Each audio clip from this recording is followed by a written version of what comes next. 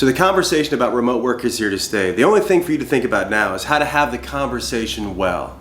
Hey, I'm Adrian Kaler. I'm a coach to company founders, entrepreneurs, and corporate execs, and welcome to Fearless Leadership. Watch to the end. I've got a free gift for you that's going to make this conversation about remote work so easy, even you're going to be surprised. So if an employee has said to you they don't want to come back to the office, what's really happening is they had signed up for some kind of agreement with you saying, hey, I'm going to work with you in this environment. And now, since things have shifted, they're in a whole new conversation.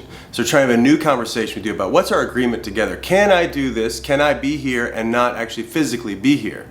Most people are busy trying to horseshoe people in or shoehorn people in to the old conversation instead of be with them in the new conversation that they're in. Most folks that I work with are very hard driving. They actually want to be in the trenches with people. So when someone comes to them saying, hey, I want to do all this work from home, usually they make up that they're not committed, that they don't like the team, that they're not willing to do whatever it takes, they don't want to be accountable. They make up all this stuff about it, and because that's the way they think about it, and they don't actually wonder about what's really happening for the person. So most of the time when people get burned out or they start to produce less at work, it's because fulfillment's not happening for them like the way it used to.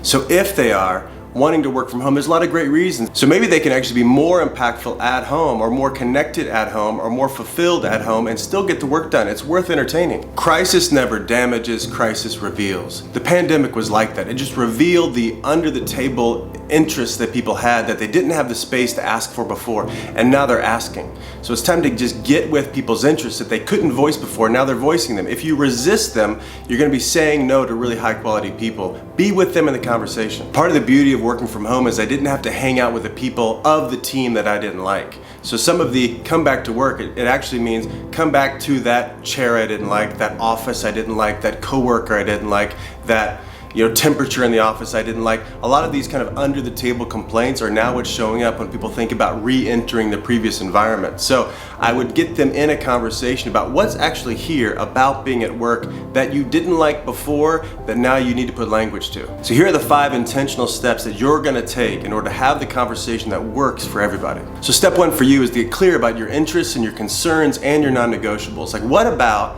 everybody working together in one office? What works for you? What are the interests that you think get met like that?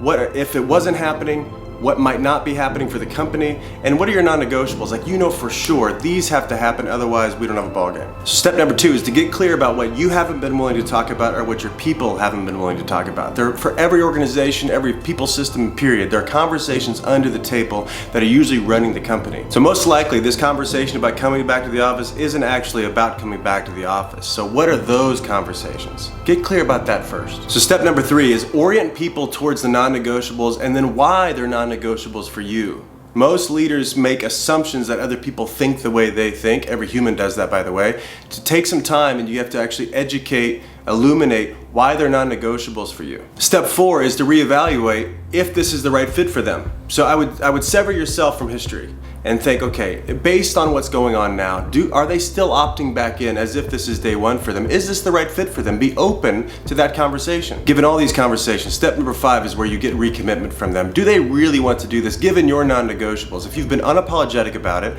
and really clear and open about it, do they want to do this or not? And don't let it be a, I'll think about it. Like, are you up for this or not? I'm here for you either way. I'll help you thrive here or I'll help you thrive somewhere else. But are you here now? So the beauty of transitions like this is it gives a leader an opportunity to renegotiate everything. Is because there's things that that weren't working before and it was just mundane monotony and you didn't know how to interrupt it. It's interrupted now. So now you've got the freedom to go explore all those dynamics that didn't work before and re-up people into a culture that's really gonna work. But you gotta be clear and you gotta take a stand first. So we're at this intersection and it's a mix between the old and the new, and we wrote an ebook for you called The Change Imperative. I want to give it to you. It's how to transition your team and innovate with them. So grab a copy today. This is gonna change the conversation. Just click the link in the description. So thank you for watching. If you know you're ready to have this conversation, just put I'm in the comments below. If you got value from this conversation, please like it and please subscribe to it. I'm making this for you. Remember, your people are counting on you.